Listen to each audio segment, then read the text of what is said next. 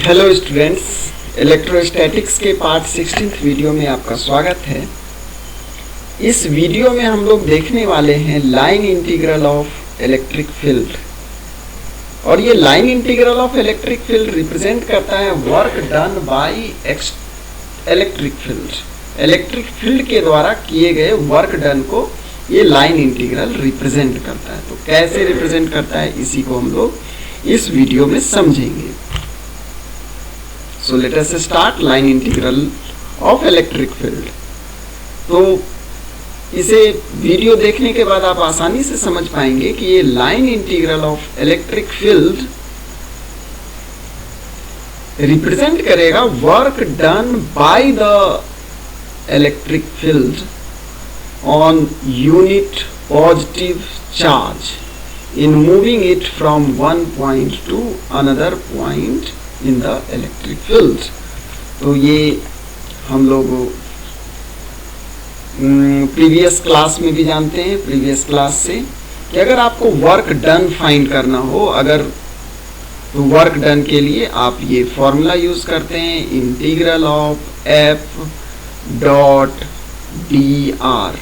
ये जो F dot D R है, ये इनफाइनाइटसिमल वर्क डन है to displace the object through infinitesimal distance D R. लेकिन अगर आपका वर्क डन फाइनाइट है, फाइनाइट लेंथ के लिए अगर आप उसे मूव कर रहे हैं, सपोज पॉइंट ए से बी तक, तो आपको ये फॉर्मूला अप्लाई करना होता है। ये आप प्रीवियस क्लास में स्टडी कर चुके हैं।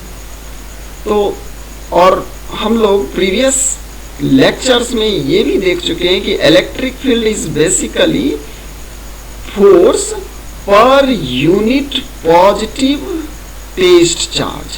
अगर ये हमारा Q नॉट का वैल्यू यूनिट हो, then electric field is given by force. Force किस पे? तो यूनिट पॉजिटिव टेस्ट चार्ज। तो अगर Q नॉट का वैल्यू अगर 1 हो जाए, यूनिट हो जाए, तब इलेक्ट्रिक फील्ड फोर्स को रिप्रेजेंट करेगा। इट मीन्स फोर्स के जगह पे जब आप इलेक्ट्रिक फील्ड से रिप्लेस कर देंगे, और अगर आप डीएल लेंथ से डिस्प्लेस कर रहे हैं, then this will represents work done by electric field. So hope student इसे आप आसानी से समझ पा रहे होंगे। और हम लोग का स्टार्टिंग पॉइंट होगा ए और एंड पॉइंट होगा बी। तो पॉइंट ए का जो भी पोजीशन वेक्टर या उसका जो भी कोऑर्डिनेट है, आप जिस वे में सॉल्व करेंगे, तो यहाँ पर आपको वो पुट करना होगा। सिमिलरली पॉइंट बी के लिए भी जो भी इसका पोजीशन वेक्टर या कोऑर्डिनेट जो आपको रिक्वायर्ड हो, वो यहाँ पे पुट करना होगा। तो यहाँ पे हम लोग एक सिंपल केस कंसीडर करते हैं कि हमारा एक सोर्स चार्ज है Q, और सोर्स चार्ज का काम क्या है? इलेक्ट्रिक फील्ड जनरेट करना। और ये पॉजिटिव सोर्स चार्ज है, so electric field will originates from it, यहाँ से बाहर की तरफ निकलेगा, रेडियली आउटवर्ड। और सपोज करिए पॉइंट ए से पॉइंट बी तक हम लोग ये इलेक्ट्रिक फील्ड एक चार्ज को, और वो चार्ज है टेस्ट चार्ज। टेस्ट चार्ज का वैल्यू है Q नॉट। इस Q नॉट चार्ज को पॉइंट ए से बी तक इलेक्ट्रिक फील्ड में मूव होना है। तो इलेक्ट्रिक फील्ड इस पे जो फोर्स लगाएगा, ऑफ कोर्स ये रिपल्सिव फोर्स होगा, तो ये आउटवर्ड फोर्स लगेगा। और इस फोर्स में अगर आप स्मॉल लेंथ, सपोज करें यहाँ से यहाँ तक स्मॉल लेंथ डीएल से डिस्प्लेस करना चाहते हैं, और ये अगर Q नॉट का वैल्यू 1 हो जाए, then definitely this will be the work done. Work done होगा integral of E dot DL. ये इनफाइनाइटसिमल वर्क डन होगा to displace the charge through this small length DL, ये छोटे से लेंथ के लिए। और अगर ए से बी तक अगर आप मूव करते हैं, तब आप लोअर लिमिट अपर लिमिट में E टू बी भी पुट करेंगे। तो होप इसे आप आसानी से समझ पा रहे होंगे कि how work done from A to B will be integral of d W. और जब इसे आप फाइंड आउट करेंगे, तो उसके लिए ये formula integral of E dot D L, और लिमिट होगा हमारा ए टू बी, ये आपको इंटीग्रेट करना होगा। तो यहाँ पे हम लोगों ने देखा Q नॉट हमारा टेस्ट चार्ज है,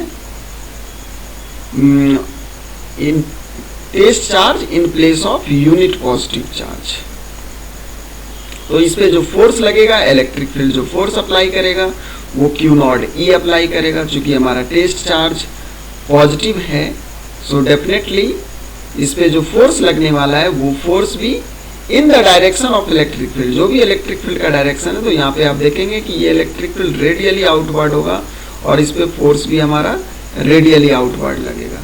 अगर आप चाहते हैं कि इस रेडियल एक्सेलरेशंस को, इस पे फोर्स लगेगा, then definitely it will try to accelerate radially outward.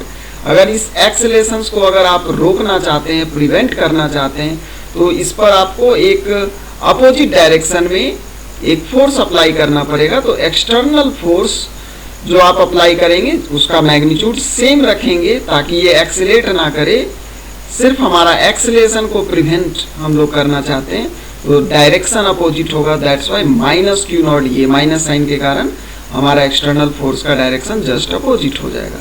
ये हमें अप्लाई करना होगा। अब इस टेक्निक से हम लोग देखेंगे कि अगर ये जो लाइन इंटीग्रल है, अगर हम लोग निगेटिव लाइन इंटीग्रल फाइंड करें, तो निगेटिव लाइन इंटीग्रल में हमें ये एक्सटर्नल फोर्स के थ्रू वर्क डन को ये रिप्रेजेंट करेगा। तो नेक्स्ट स्लाइड्स में हम लोग इसी को देखने वाले हैं। ये जो negative line integral of electric field है, तो अभी आपने देखा कि अगर फोर्स, एक्सटर्नल फोर्स हम लोग अप्लाई करें तो external force minus Q naught E होगा, और क्यू नॉट अगर हमारा यूनिट पॉजिटिव टेस्ट चार्ज हो तो एक्सटर्नल फोर्स माइनस ई होगा। तो जो भी आपने वर्क डन फाइंड किया था वो इलेक्ट्रिक फील्ड के थ्रू वर्क डन था। अगर वहां पे एक्सटर्नल फोर्स का value unit positive test charge के लिए माइनस ई जब आप प्लेस करेंगे, तब ये यहाँ पर एक माइनस साइन आ जाएगा, और ये जो माइनस साइन है इसके कारण ये work done by external field को रिप्रेजेंट करता है। तो आप यह ध्यान देंगे कि प्रीवियस स्लाइड्स में हमने देखा line integral of electric field, line integral of electric field represent करता था work done by electric field, लेकिन अगर आप निगेटिव लाइन इंटीग्रल को फाइंड करेंगे तो ये work done by external agent against the electric field on a unit positive charge को रिप्रेजेंट करेगा in moving it from one point to another point in the electric field. So hope ये clear हो गया होगा आपको।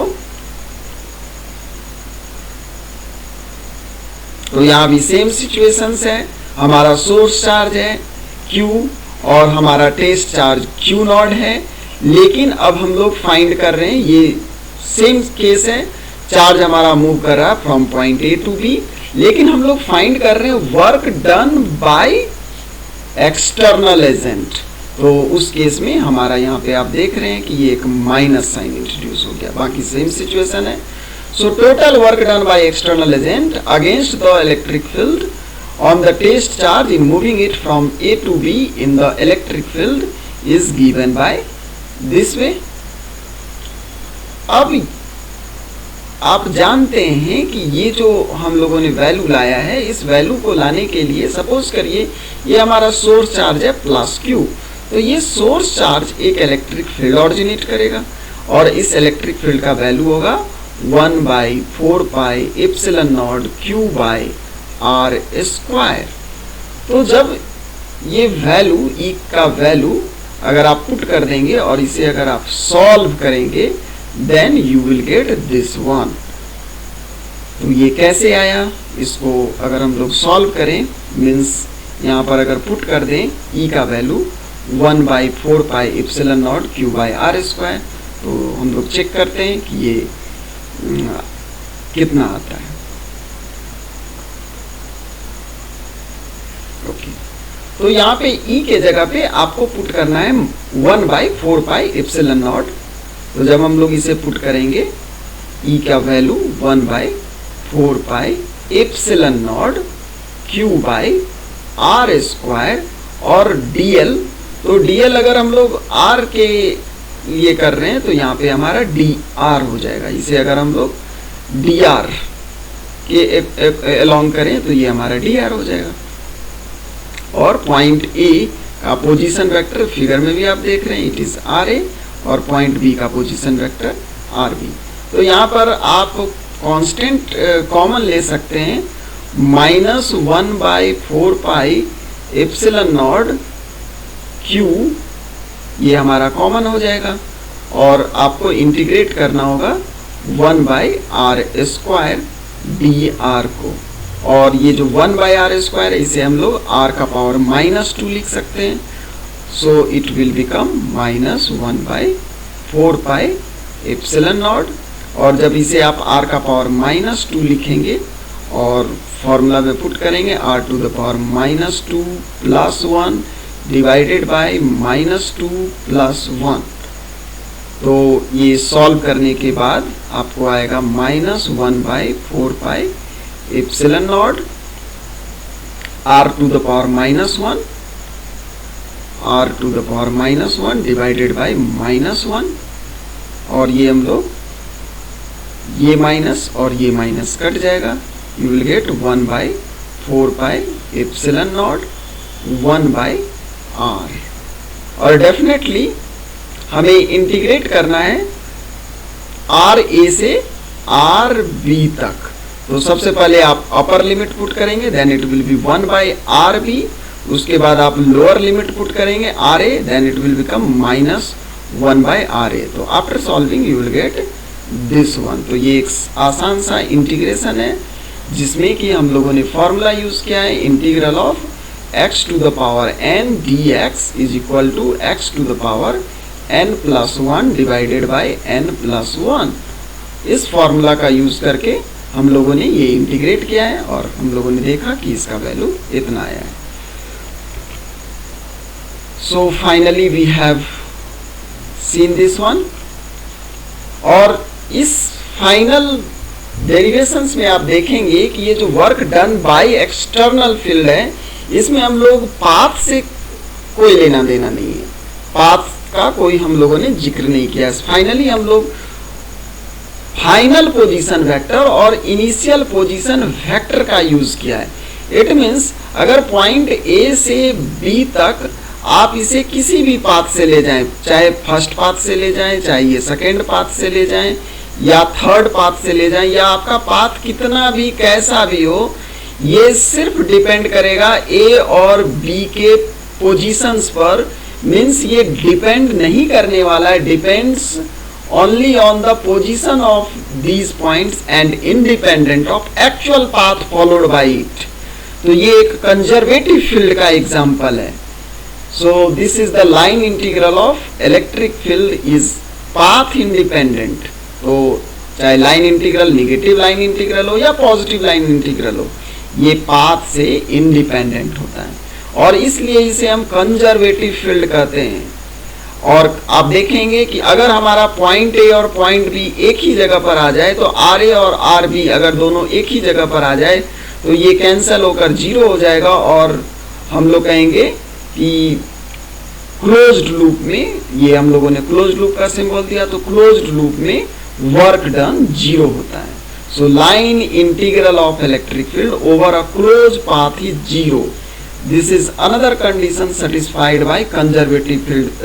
Previous class में आपने gravitational field देखा है, तो ग्रेविटेशनल फील्ड भी हमारा कंजर्वेटिव फील्ड है और वो भी इस रूल को फॉलो करता है। अगर आप क्लोज्ड लूप में किसी भी ऑब्जेक्ट को मूव करें कंजर्वेटिव फील्ड में, तो work done by external field against the gravitational या इलेक्ट्रिक फील्ड ये 0 होगा, और इलेक्ट्रिक फील्ड या ग्रेविटेशनल फील्ड भी क्लोज्ड लूप में जो वर्क डन करते हैं वो 0 होता है।